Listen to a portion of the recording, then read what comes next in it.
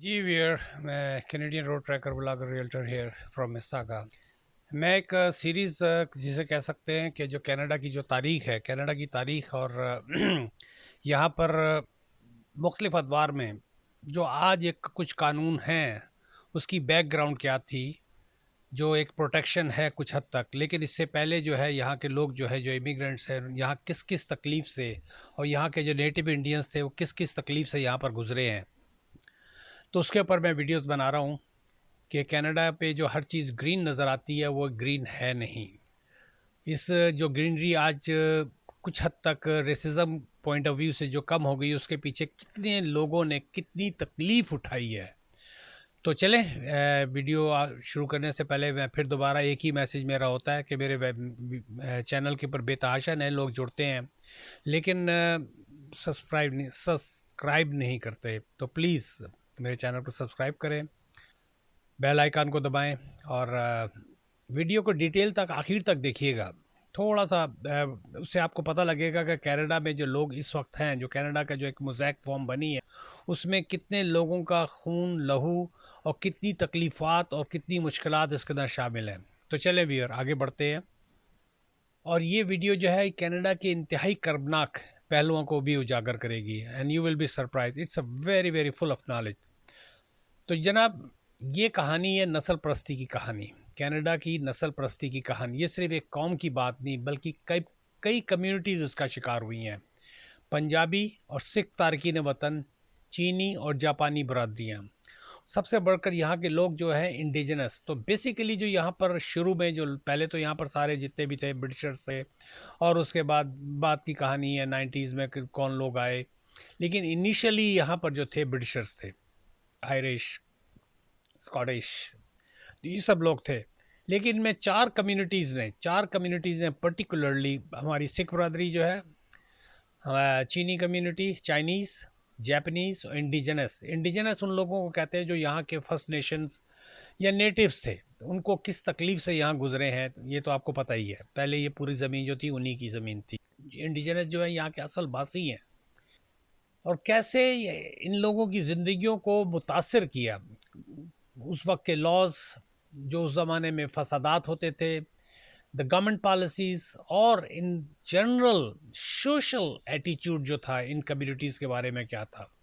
تو چلے سب سے پہلے ان ڈیٹیل جو ہے نا سکھ برادری کے بارے میں بات کرتے ہیں.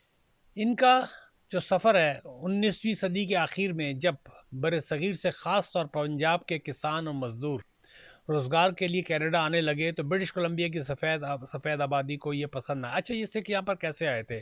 بیسیکلی جو یہاں پر یہ آئے تھے کچھ برٹش آرمی کے اندر جو سکھ ریجمنٹ کہہ لیں یا جو سکھ سولجرز تھے وہ یہاں پر کچھ رک گئے تھے، ان کو کچھ پسند آیا. تو اس کے بعد سے پھر اس کے ایک سلسلہ وہاں سے شروع ہوا.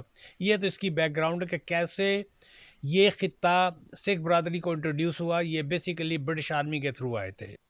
اچھا لوکلس کو ان کا یہاں پر سیٹل ہونا پسند نہیں آیا. 1908 میں کنٹینیوس جرنی میں ایک قانون بنایا گیا جسے کہا گیا ریگولیشن، اور قانون میں لکھا گیا تھا کہ کوئی ہندوستانی اگر کینیڈا آنا چاہتا ہے تو اسے ایک ہی جہاز کے ذریعے بغیر کہیں رکے سیدھے کینیڈا پہنچنا ہوگا. I mean, there is no sense of it کہ سیدھا وہ جہاز آ رہا ہوگا. اور اس وقت کینیڈا سے کوئی ہندوستان سے، انڈیا سے کوئی ڈائریکٹ جو تھا جہاز، براہ راست کوئی جہاز چلتا ہی نہیں تھا. تمام جہازوں کو جاپان یا ہانگ کانگ میں رکنا پڑتا تھا. یعنی قانون کے الفاظ میں یہ مسلسل سفر نہیں تھا، مگر حقیقت میں یہ مسلسل انکار تھا. انہوں نے ایک بیچ میں ایک وہ ڈال دیا کہ اگر جہاز سیدھا آئے گا تو پھر تو ٹھیک ہے، لیکن چونکہ جہاز موسٹ آف دا ٹائم جہاز جو تھا نا وہ ہانگ کانگ سے، یہ بھی برٹش کالونی تھی، اور جاپان سے ہو کے ادھر، اور اس کی وجہ سے بہت سارا پورے شپ کے شپ یہاں پر آئے اور ان کو داخلہ نہیں ملا. اچھا جی، اس کے بعد جو آتا ہے وہ ہے کومو گاٹو مارو 1914. تاریخ کا انتہائی جسے کہتے ہیں نا کہ سیاہ باب ہے. کوما گاٹو مارو کیا چیز تھی؟ یہ ایک جہاز تھا جو وینکوور مئی 1914 کو وینکوور 23 مئی 1914 کو وینکوور پہ اس نے کیا نام ہے وہ پہنچا ہے. اس میں تقریباً 376 پنجابی مسافر تھے. جس میں زیادہ تر سکھ تھے. ان لوگوں کو ساحل پہ اترنے کی اجازت نہیں ملی. 2 ماہ تک جہاز پہ ہی وہ قید رہے. جہاز کے اندر حالات خراب ہوتے چلے گئے, کھانا پینا سب ختم ہو گیا, بیماریاں پھیلنے لگیں. باہر کی کمیونٹی, ایون آؤٹ سائڈر جو تھے وہ احتجاج کرنے لگے, کیونکہ گورنمنٹ کی پالیسی جو تھی ایز پر, کیونکہ یہ جہاز جو میں نے پڑھا ہے تاریخ کے اندر, یہ جہاز جو ہے ہانگ کانگ سے چلا تھا, لیکن گورنمنٹ اپنی جو ہے نا جسے کہ ہٹ درمی پہ قائم رہی, آخر میں جہاز کو واپس جانے پر مجبور ہونا پڑا. یہ واقعہ کینیڈا کے لیے آج بھی ایک علامتی واقعہ ہے, اور جو یاد دلاتا ہے کہ قانون کس طرح نسل پرستی کے آلے کے طور پر استعمال ہوا. اچھا جی, ستمبر 1907 میں اینٹی ایشین فسادات ہوئے. ستمبر 1907 میں وینکوور شہر میں ایک بڑا ہجوم نکلا جس نے چائنا ٹاؤن اور جاپان ٹاؤن پر حملہ کر دیا. کیونکہ وینکوور پہ آنے کا یہ سلسلہ برٹش کولمبیا کی طرف زیادہ ہوتا ہے, کیونکہ اس زمانے میں جہاز کا جو لمبی فلائٹس تھی اس کا تو رواج تھا نہیں. اور وینکوور جو ہے ایسٹ کی طرف سے, جاپان کی طرف سے, ہانگ کانگ کی طرف سے, ایون انڈیا کے جو جہاز ہوتے تھے وہ اس طرف سے آتے تھے, پیسیفک کی طرف سے انسٹیڈ آف اٹلانٹک. آج کل تو سارا زور جو ہے اٹلانٹک کی طرف ہے, ساری فلائٹ جو ہے اٹلانٹک کی طرف سے موسٹلی آتی ہیں. لیکن ابھی بھی چائنا سے اور جاپان سے لوگ جو ہے وینکوور اترتے ہیں, کیونکہ وہاں سے ان کو وہ قریب پڑتا ہے, اس لیے وینکوور کے اندر ایک سیریس چائنیز پاپولیشن ہے. اچھا, اس فسادات کے بارے میں بات کر رہا تھا. یہ فسادات ہزاروں افراد پر مشتمل تھے. دکانیں توڑی گئیں, کھڑکیاں توڑی گئیں, کھڑکیاں چکنا چور ہوئیں, کئی افراد زخمی ہیں. یہ واقعات اس حقیقت کو ظاہر کرتے ہیں صرف سرکار ہی نہیں, عام عوام بھی, دا لوکل موسٹلی وائٹ ہی تھے, ایشیائی تارکین کو خطرہ سمجھنے لگے.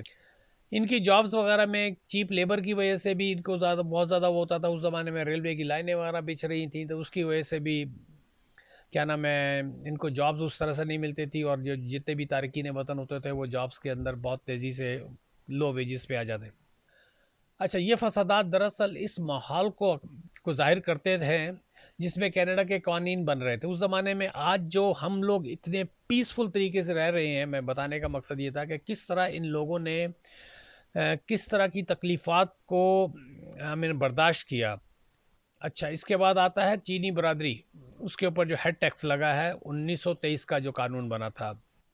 1885 میں چائنیز امیگریشن ایکٹ پاس کیا گیا تھا. اس کے تحت ہر چینی شخص جو کینیڈا آنا چاہتا اسے ہیڈ ٹیکس دینا پڑتا تھا.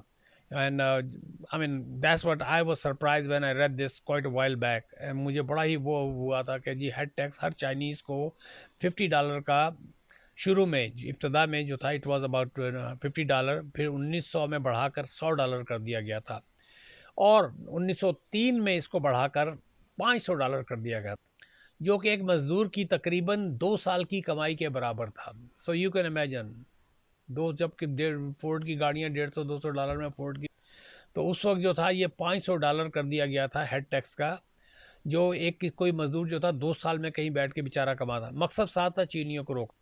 تو 1923 کے بعد چائنیز امیگریشن ٹیکس میں جسے ایکسکلوژن ٹیکس ایکٹ بھی کہا جاتا ہے پاس ہوا. اس قانون نے تقریباً ہر چینی کی امیگریشن کو مکمل طور پر بند کر دیا. یہ قانون آلموسٹ 24 سال تک نافذ رہا, اور 1947 میں جا کے ختم کیا گیا. یعنی دوسری جنگ عظیم ختم ہونے کے بعد ہی چینی برادری کو کچھ آزادی ملی. اچھا, 1942 میں پھر Japanese and Chinese they had to go through lots of hardship. یہ اس وقت کی بات ہے جب پرل ہاربر پر 1942 میں, آپ لوگوں کو پتا ہوگا کہ پرل ہاربر جہاں سے ناگاساکی اور ہیروشیما پہ امریکہ نے بم مارا تھا, ایٹم بم مارا تھا, اور جو سٹارٹ ہوا تھا وہاں سے پرل ہاربر پہ, جب جیپنیز جو پائلٹس تھے انہوں نے سیدھا چمنی میں جاتے تھے, اور اس کا بڑا ایک خاص ورڈ ہے, تو ان کے بامبر آتے تھے, اور آخر میں یہی تھا کہ انہوں نے پرل ہاربر کے اوپر اٹیک کر دیا تھا. اس کے بعد سے جیپنیز جتنے بھی تھے شہریوں کو, جس طرح 9/11 کے بعد مسلمانوں کے اوپر اس وقت عذاب آیا ہوا, اس طرح اس وقت جیپنیز کے اوپر آتا. 1000 سے زیادہ جیپنیز کینیڈینز تھے, جن میں سے اکثریت they were local born, کو زبردستی ان کے گھروں سے نکال کر کیمپس میں شفٹ کر دیا گیا ہے. مثلا کل کو حالات اتنے زیادہ مسلمانوں کے خلاف خراب ہو جائیں کہ ہم لوگ اپنے گھروں سے نکال کر کیمپوں میں ڈال دیں. ان کی جائیدادیں، کاروبار اور جتنی بھی ان کی بیسیکلی زیادہ تر یہ اٹیچ تھے، کیا نام ہے، مچھلیاں پکڑنے والا کام تھا، مچھیروں کا کام ہوتا، تو سب کشتیاں وشتیاں ان کی بوٹ جو بھی تھیں سب پہ قبضہ کر لیا گیا. اچھا، اور یہ سب کچھ جو تھا وار میئر ایکٹ کے تحت کیا گیا، اور یہ سب کچھ 1988 میں کینیڈا کی حکومت نے اس کے بارے میں باقاعدہ معافی مانگی. یہ سارا کچھ جو کرتے تھے یہ وار میئر ایکٹ کے تحت یہ سارا کچھ انہوں نے کیا، اور پھر 1988 میں کینیڈین گورنمنٹ نے اس کے لیے دے اپالوجائزڈ.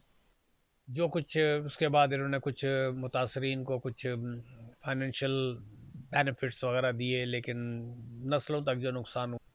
اب بات کرتے ہیں انڈیجنس کے بارے میں، جو یہاں کے اصل باسی تھے، یعنی جن کی جگہوں پہ آج میں بیٹھا ہوا ہوں. اس وقت جس جگہ پہ میں بیٹھا ہوا ہوں یہاں پہلے انڈیجنس لوگ تھے. 19ویں صدی کے اواخر سے لے کے 20ویں صدی کے آخر تک 1.5 لاکھ، تقریباً 1.5 لاکھ انڈیجنس بچوں کو زبردستی ریزیڈینشیل جو کیتھولک اسکولز تھے ان کے اندر، ریزیڈینشیل اسکولز کے اندر ان کو بھیجا گیا. ابھی بھی ان کی قبریں جو ہے نا، کس طرح وہ مر جاتے تھے ان کی قبریں وہیں پر دبا دیا جاتا تھا. ان اسکولوں کا مقصد کیا تھا؟ ان اسکولوں کا مقصد یہ تھا کہ بچوں کو اپنی زبان، ثقافت، اپنا دین، اپنی پہچان بھلانا. کیونکہ یہ جو انڈیجنس لوگ ہیں ابھی بھی ان کی، اگر آپ ٹرائبل، ان کی اپنی زبان ہے، ان کا اپنا کلچر ہے، ان کی اپنی ہیریٹیج ہے، ریچولز ہیں، کس طرح یہ عبادات کرتے ہیں، کس طرح یہ it's a whole different world. یہ اسکول زیادہ تر، جس طرح میں نے پہلے کہا، چرچ کے زیر انتظام تھے، خاص طور پر کیتھولک چرچ. بچوں کو بے تحاشا مارا جاتا، انہیں خاندان سے اسی وقت الگ کر دیا جاتا تھا. اس کی مثال ایسی تھی جس طرح اوٹومن امپائر جو تھے، کیا خاص نام ہے اس کا، جن علاقوں میں یہ جاتے تھے تو بادشاہ کی آرمی کریٹ کرنے کے لیے تمام بچوں کو لے لیتے تھے. اس سے ڈارک سائڈ آف سلطنت عثمانیہ ان کے اس میں تھا، اور وہ خاص طور پر بادشاہ کی آرمی کا حصہ بن جایا کرتے تھے اور بچوں کو وہ لے لیتے تھے. اسی طرح یہ جو تھے بچوں کو انہیں خاندان سے الگ کیا جاتا، اور کئی بچے کبھی واپس نہ آ سکے. 2015 میں ٹروتھ اینڈ ریکنسیلیشن نے اپنی رپورٹ میں کہا کہ یہ ثقافتی نسل کشی تھی، پراپر ثقافتی نسل. 2021 میں جب پرانے اسکول سائٹس پر نامعلوم، میں نے جس طرح پہلے ذکر کیا، نامعلوم قبریں اور انسانی باقیات ملی تو پوری دنیا ہل گئی. 2021 میں انڈیجنس یہ زخم آج بھی کینیڈا کے معاشرے میں، اور برادری آج بھی انصاف اور بحالی کی. اچھا، کینیڈا، اب دوبارہ چلتے ہیں سکھ برادری. کینیڈا میں پنجابی اور سکھ برادری نے دقت کے ساتھ ساتھ اپنے حقوق کے لیے آواز بلند کی. 2006 میں ملتانی ورسز کمیشن میں ایک اہم کیس سامنے آیا. یہ کیس ایک سکھ طالب علم کا تھا جو اسکول میں کرپان لے کے جانا چاہتا تھا. اسکول نے اسے منع کیا، مگر سپریم کورٹ نے فیصلہ دیا کہ کرپان پر مکمل پابندی مذہبی آزادی کے خلاف ہے. یہ فیصلہ نہ صرف سکھ برادری کے لیے بلکہ پورے کینیڈا میں مذہبی آزادی کے حق کے لیے. اچھا، تو گریجولی ایسا چیزیں چینج ہوئی ہیں. میں ابھی بھی کہوں گا کہ ریسزم اگر پبلک کے اندر ہے، لیکن گورنمنٹ لیول کے اوپر ہیٹ کرائم کے نام پر، چاہے وہ یو ایس اے ہو چاہے کینیڈا ہو. مجھے اس کی مثال اس طرح یاد ہے کہ ہم ولا پارک لنوائے میں رہا کرتے تھے. تو بچے چھوٹے چھوٹے ہوتے ہیں، بچے آپس میں لڑتے ہیں، گوروں کے بچے ہیں، کالوں ہمارے بچے ہیں، یا تو اس میں ایک آدھ بیچ میں پھر پولیس بھی انوالو ہوئی، تو بیچ میں پھر پولیس کو بلا لیا گیا. تو پولیس والے نے اس کو خاص طور پہ کہا تھا you will be booked, the parents will be booked. تو ان ملکوں کے اندر ریسزم جس طرح کہتے ہیں نا کہ ایک سطح سے نیچے تو ہے، لیکن گورنمنٹ لیول پہ فل پروٹیکشن ہے. اس میں کوئی شک نہیں ہے کہ اس میں یہ نہیں دیکھا جاتا کہ کوئی ایک آدھ اگر گورنمنٹ لیول پہ ہو تو ایک الگ بات ہے، لیکن ان جنرل جو ہے نا گورنمنٹ لیول پہ فل سپورٹ کی جاتی ہے اور فل قانون کو فالو. تو اگر کوئی یہ سمجھے کہ ایسا نہیں ہو رہا تو یہ درست نہیں، یہ بھی درست نہیں ہے، ابھی بھی ہے. اور اب اس کو ڈسکلوز بھی کیا جاتا ہے. اگر کوئی کہیں ہیٹ کرائم ہو رہے ہیں تو ایسا نہیں کہ اس کو دبا دیا جائے. جس طرح اس کی ابھی میں نے اس کا تھوڑا سا نکالا تھا اسٹیٹسٹکس، کینیڈا کی رپورٹس وغیرہ 2019 سے 2022 تک کی رپورٹ نکلی ہے کہ ان کی اس کے دوران نفرت انگیز جرائم میں تقریباً 83% اضافہ ہوا. یہ جرائم صرف یہودی، مسلم یا سیاہ فام کینیڈینز کے خلاف نہیں بلکہ جنوبی ایشیائی انکلوڈنگ اس، اور جس میں سکھ برادری آ جاتی ہے، کے خلاف بھی رپورٹ ہوئے ہیں. تو جس طرح میں نے پہلے کہا ہے کہ obviously hate crimes is on the sky high nowadays. ابھی میں نے ایک ویڈیو بھی اپلوڈ کی ہے اور وہ پبلک بھی کر دی ہے اسلامی فوبیا کے اوپر. تو لیکن گورنمنٹ کی ایک فل سپورٹ ہے. تو نسل پرستی جو ہے کینیڈا کے لیے ابھی بھی مسئلہ ہے ان جنرل. تو اب آخر میں اس ویڈیو کو یہاں پر ختم کرتا ہوں کہ اب یہ سوال ہے کہ اس کا حل کیا ہے. پہلی بات، اسکول کے اندر تعلیم میں تاریخ پڑھائی جائے تاکہ بچے جان سکیں کہ ماضی میں کیا ہوا. There should be proper education. دوسری بات یہ ہے کہ قانون بنانا کافی نہیں ہے، دیر آر لاز، بٹ اس پر عمل کرنا بھی ضروری ہے. اور تیسری بات جو بہت ہی امپورٹنٹ ہے، مختلف I mean both all the communities should have a proper dialogue with each other, تاکہ جو بھی ڈسٹینس ایک دوسرے کے درمیان ہے وہ کم ہو. اور آن دا سیم ٹوکن میڈیا کی ذمہ داری ہے کہ میڈیا کو سنسی خیز سے زیادہ سچ پر زور دینا چاہیے. جو اس وقت اسلاموفوبیا کے اوپر میڈیا جو ہے ٹوٹلی بائزڈ، چاہے وہ یونائٹڈ اسٹیٹس ہو، چاہے وہ کینیڈا ہو، اور اگر کوئی عام اس کو کرے تو وہ انڈیویجول کرائم کہلاتا ہے. اور اگر کسی مسلمان اس طرح کا کوئی نام آ جائے تو سیدھا دوسری طرف جاتا. تو ویورز، یہ کہانی صرف پنجابیوں، سکھوں اور چینیوں کی نہیں ہے، یہ کہانی اقوام کی بھی ہے، انڈیجنس اور جاپانیوں کی بھی ہے. اصل میں یہ کہانی کینیڈا کے اجتماعی ضمیر کی، اور ہمیں ہمیشہ یاد رکھنا چاہیے کہ انصاف کا پہلا قدم. تو ویور، یہ ہے میری ویڈیو. اس کے اوپر میں نے ڈیٹیل سے، جن کو کینیڈا کے ڈارک ماضی کے بارے میں نہیں پتا تھا، تو میں نے کینیڈا کا ایک ڈارک ماضی، اس کو کمپائل کرنے میں تھوڑا سا مجھے ٹائم لگا کیونکہ یہ ساری چیزیں میں نے پڑھی ہوئی ہیں. تو پھر میں نے ان کمیونٹیز کو کے بارے میں نکالا کہ ان کے ساتھ کیا کیا، ان کو پھر ہلکا ہلکا کم کر کے پھر بنائی ہے. تو ویور، یہ ایک جانکاری کے لیے ویڈیو ہے ان لوگوں کے لیے، ایون کینیڈا کے اندر جو سٹیزن بن چکے ہیں پاکستانی یا ہماری ہے، تو ان کو پتہ لگے کہ کینیڈا کا کتنا ایک اس طرح کینیڈا کا بھی اپنی جگہ. آج ہم جو ہیومینٹی کے نام پہ بہت ساری باتیں، بالکل گورنمنٹ لیول کے اوپر فل سپورٹ ہے، اس میں کوئی شک نہیں، چاہے وہ کینیڈا ہو، چاہے وہ یو ایس اے ہو، اور ایون یو کے ہو. اگر ہیٹ کرائم آئے گا، کسی بھی کلر کی ہو، کسی بھی ریس کی ہو، کسی بھی کنٹری کی ہو، کینیڈا کے اندر، لائک آئی آلویز ریکویسٹڈ، یا یو ایس اے سے، دس از مائی فل ٹائم جاب.